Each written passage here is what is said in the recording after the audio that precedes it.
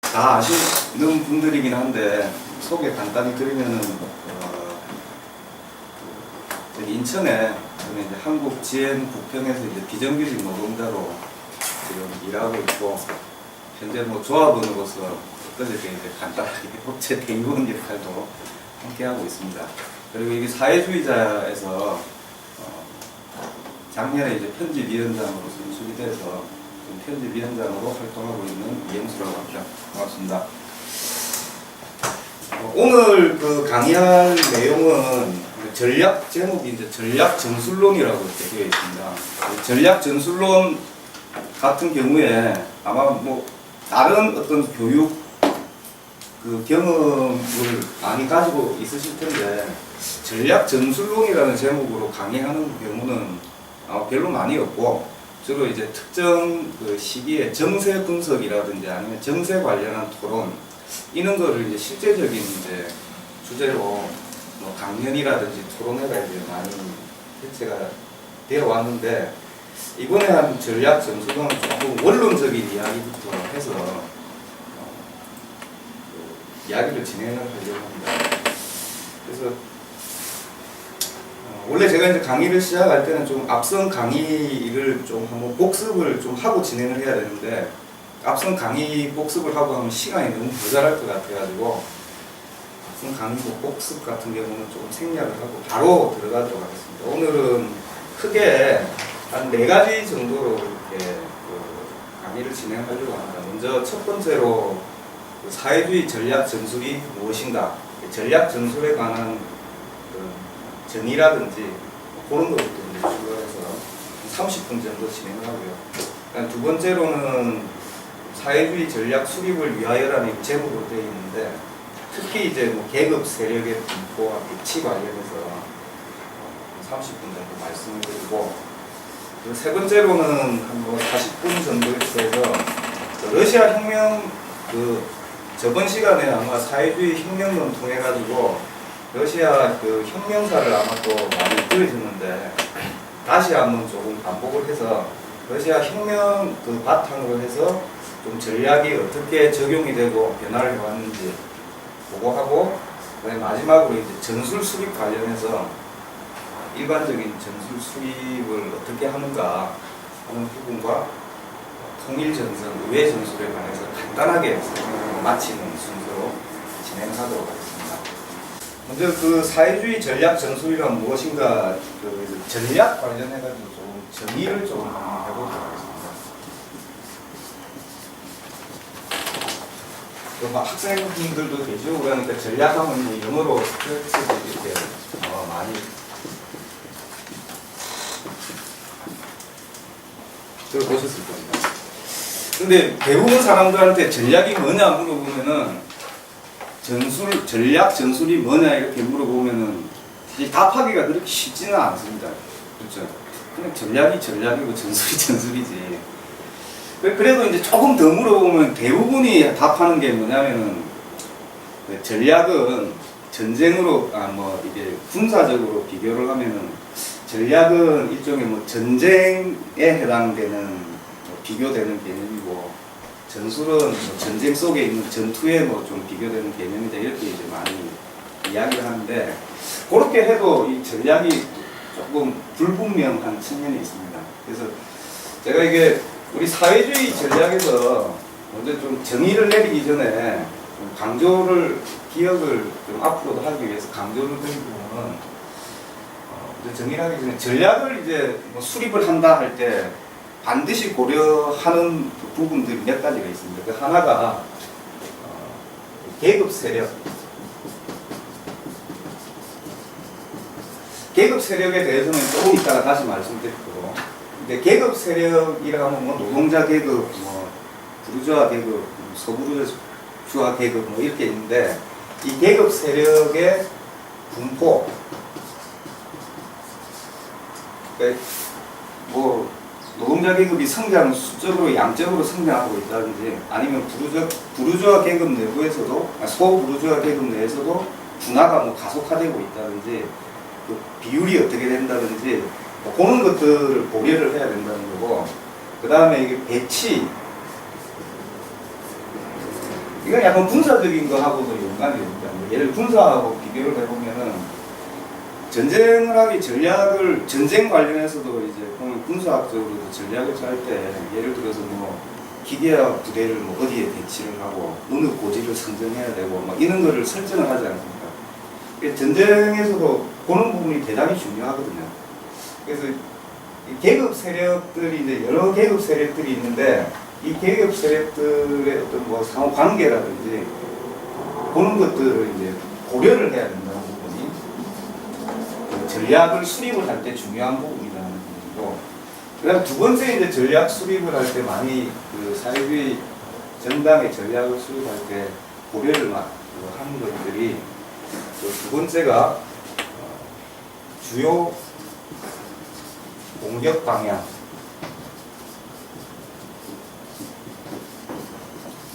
방송 그거 하기는 근데 예전에 학생 운동이나 뭐 이런 데서는 주타방이라는 용어를 썼습니다. 주요 타격 방향이라는 말을 쓰는데 주요 공격 방향의 설정을. 이것도 구체적인 이야기는 조금 이따 말씀드리고, 그다음 세 번째로 이제 좀 많이 이제 하는 게 동맹 세력이 주요. 우리 이제 사회주의 전략에서는 이제 노동자 계급을 기준으로 하기 때문에 노동자 계급의 동맹 세력의 설정.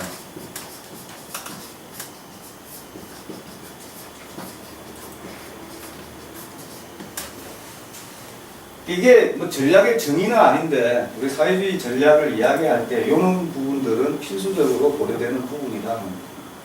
그래서 전략을 이야기하는데 계급 세력의 분포와 배치를 고려하는 문제다. 뭐 이렇게 이야기를 해야 좀 색다른 좀 내용이 될 수 있기 때문에 이것도 좀 말씀을 드렸고, 뭐 정의는 간단하게 제가 한번 그 자료에 나와 있는 거를 바탕으로 말씀을 드리면은 전략이라 이래가지고 그렇게 되어 있습니다. 하나의 역사적 단계, 전체에서 취하는 기본적인 정치 노선, 즉 그러한 단계에서 설정된 주요한 과제의 성취를 목적으로 하는 기본적 정치 노선을 의미한다. 하나의 이제 역사적 단계, 이게 이제 큰 의미를 가지고 있는데, 그러니까 우리가 이제 보통 전략 설정을 할 때 가장 많이 드는 예가 현재 우리가 살고 있는 역사적 단계에서 어떤 부르주아 민주주의 혁명 단계냐 이런 말을 많이 들어보셨죠.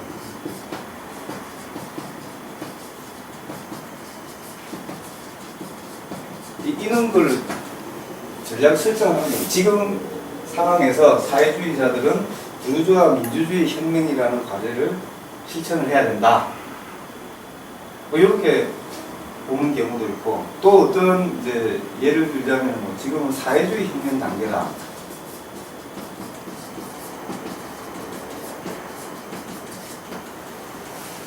이렇게 이제 보는 경우, 이런 것들이 이제 전략을 이제 수립을 하는 거예요.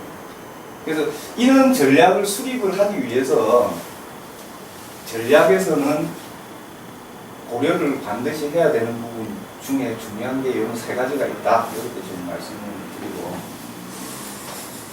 넘어가도록 하겠습니다. 그 다음에 이제 두 번째로는 이제 전술 관련해서 이제 있는데, 전술은 영어로 택틱스라고 이렇게 써요.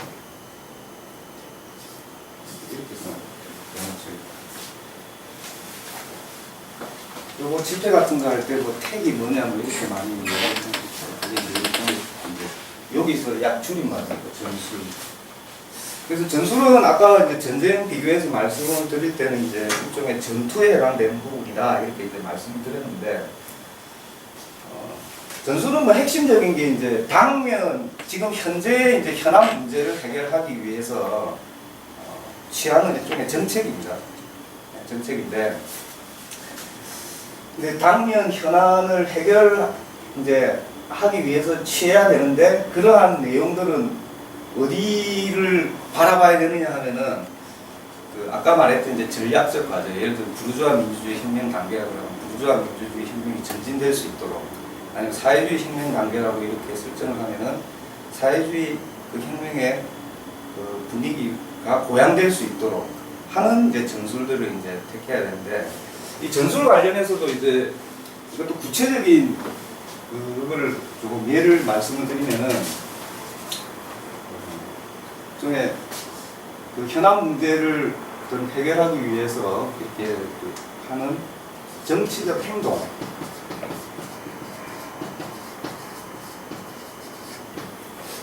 그다음에 조직의 형태,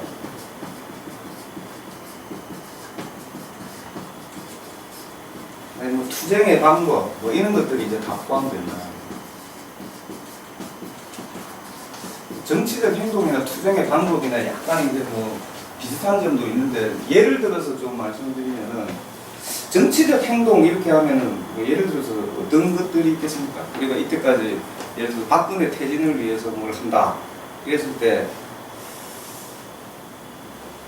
뭐 월가에서도 많이 일어나고 스페인에서도 일어나고, 요즘 뭐 광장 점거 운동 뭐 이런 것도 많이, 이런 것들이 일종의 정치적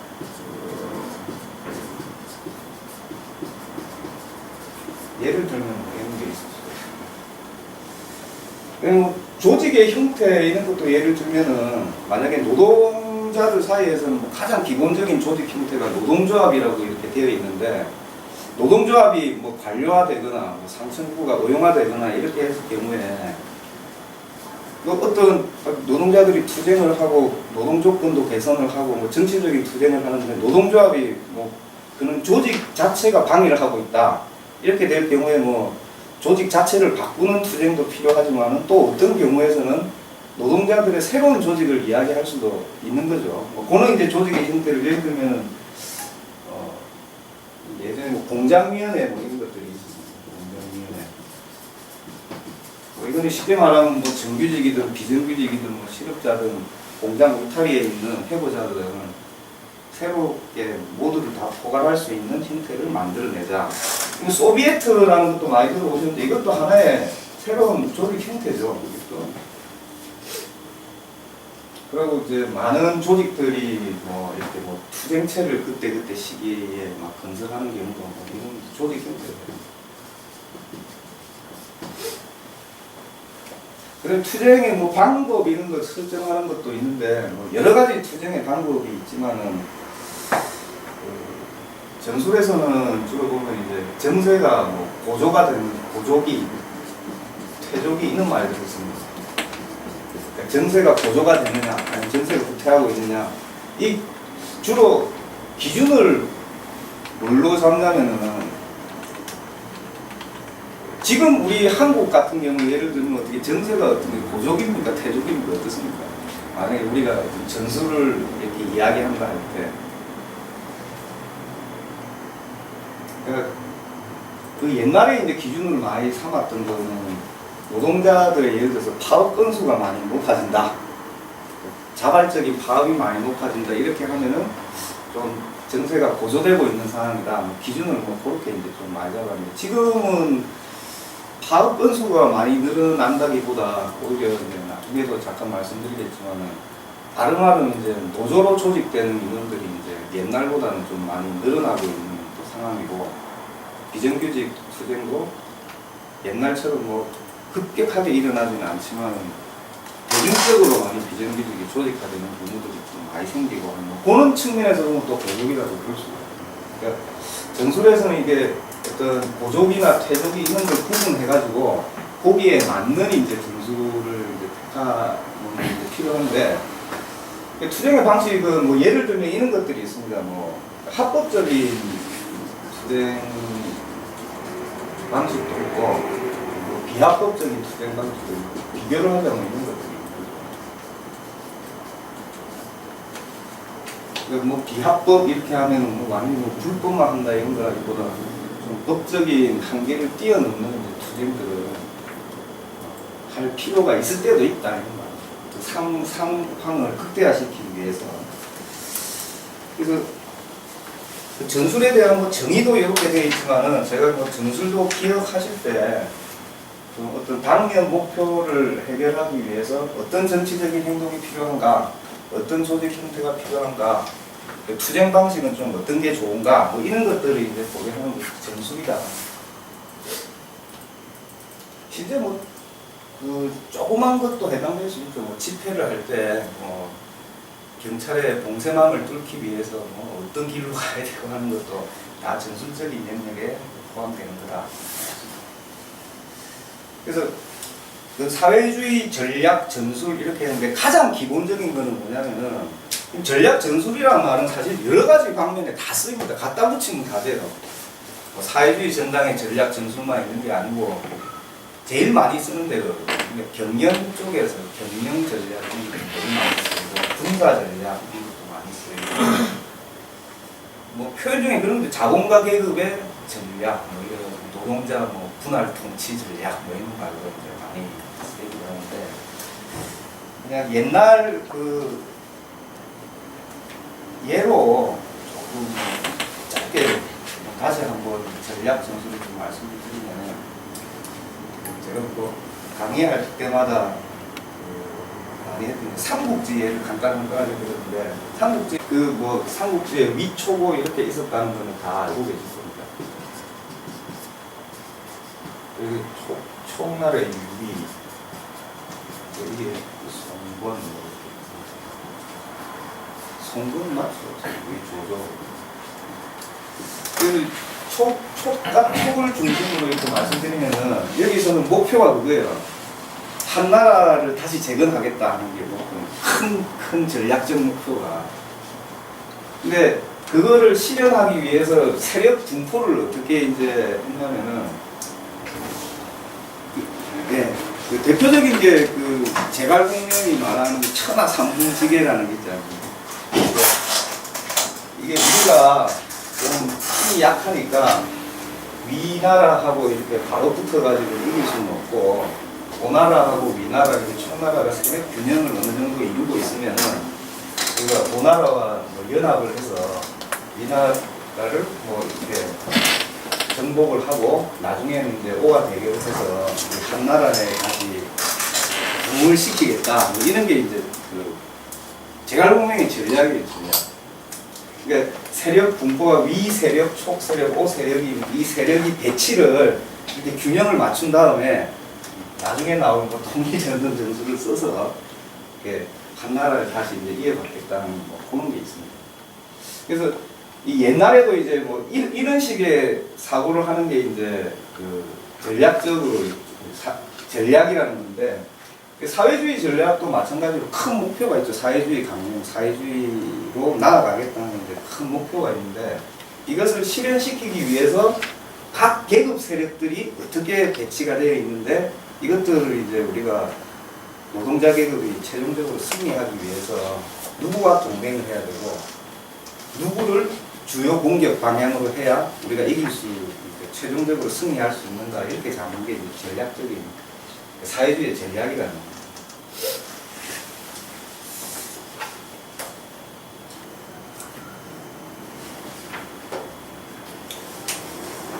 두 번째로 이제 뭐 그래서 전략하고 전술은 이거 뭐 보다 보면은 막 서로 섞이는 경우가 많아요. 전략하고 전술의 관계나 이런 데 보면은 어떤 때는 전략이기도 하고 어떤 때는 전술처럼 보이기도 하고 이렇게 되는데 전략과 전술의 관계에 대해서만 잠깐 말씀드리고 다음 순서로 넘어가도록 하겠습니다.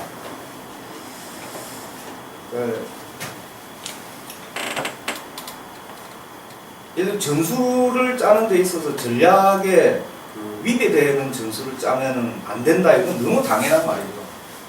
전술을 짜는데. 근데 이거는 말은 되게 쉬운데 실제에서는 고려를 좀 많이 해야 된다. 뭐 예를 들면 이번에 이제 우리 사회주의 정당을 건설하겠다. 이제 사회주의 혁명을 해 나가야 되겠다. 이런 사람들이 박근혜 퇴진 투쟁이나 이런 걸 봤을 때 여러 가지 원래 우리 세력이 크다면 여러 가지 전술을 잡을 수 있지만은 이 전략에 이제 종속되게 전술을 이제 잡아 나가야 됩니다. 박근혜 퇴진 투쟁은 이제 당면 요구고 당면 목표인데 그것을 수행하는 과정에서 우리가 이제 전술을 취하려 그러면은 뭐 여러 가지 다른 거 말고 어떤 행동을 취하는 게 우리가 가장 전략에 복무하는 그런 전술을 채택을 하는 거냐. 박근혜 퇴진 투쟁이라고 해가지고 광화문 광장에 1,700만이 모였다 그러지 않습니까? 연인은 이렇게 모였는데 사실 이제 박근혜 퇴진이라는 게 뭐 박근혜가 미워서 한 측면도 있지만은 우리가 사회주의에서 항상 강조해왔던 게 그 자본주의라는 제도 아래서 불만이 이제 누적되어 있었다 이런 말이 강조했지 않습니까?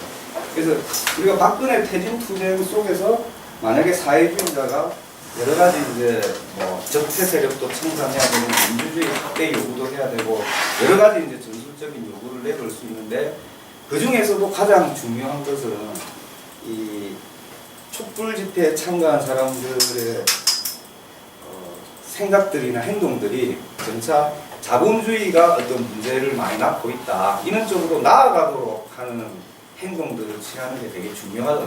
제일 중요한 거예요.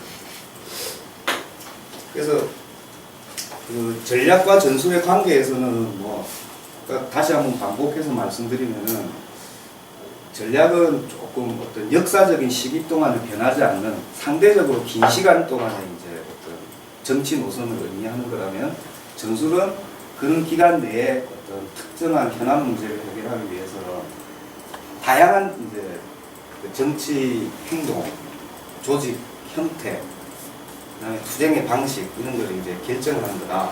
근데 그 둘 사이에는 서로 특히 이제 전술은 이제 전략적인 목표에 종속이 되어 있는 게 중요하다. 그리고 그 전술 같은 경우에 이제 정세를 분석을 나중에 하는 걸 잠깐 말씀을 드릴 텐데 고조기나 뭐 퇴조기 뭐 이런 것들을 고려해서 여러 가지로 바뀔 수 있다는 거예요. 똑같은 상황에서도. 그러니까 우리나라에서는 아직 그런 경우가 없었는데 예를 들어서 노동자들이 그 국회의원 선거, 지방의회 선거에 적극적으로 참가해야 된다. 이런 전술을 채택해야 될 시기가 있는가 하면은 반대로 그것을 뭐 보이콧해야 된다 하는 또 시기가 있을 수도 있다는 겁니다. 우리나라에서는 그런 게 없었지만은 그 러시아 혁명 역사에서 보면은 그런 일들이 있어요. 여기 뭐 예로 잠깐 나왔는데 저번 시간에 그 러시아 혁명 우리 김광수 동지께서 러시아 혁명을 막 재미있게 이렇게 설명을 하셨잖아요. 그 중에 일부만 1905년에 이제 러시아 혁명이 일어나는데 이때는 1905년도에는 뭐 여러 경제적인 사정이나 이런 거 노동자들이 들고 일어나는 시. 근데 짧은 시간 내에 1907년이 되면은 소위 말하는 이제 반동기가 옵니다. 암울한 시기가 오는 스톨리핀 반동 이렇게 말을 하는데 레닌이 있을 때 이제 사회민주노동당에서 이제 막 이야기 나왔던 것을 보면은 1905년 이때는 이제 소위 말하는 고조기예요. 고조기.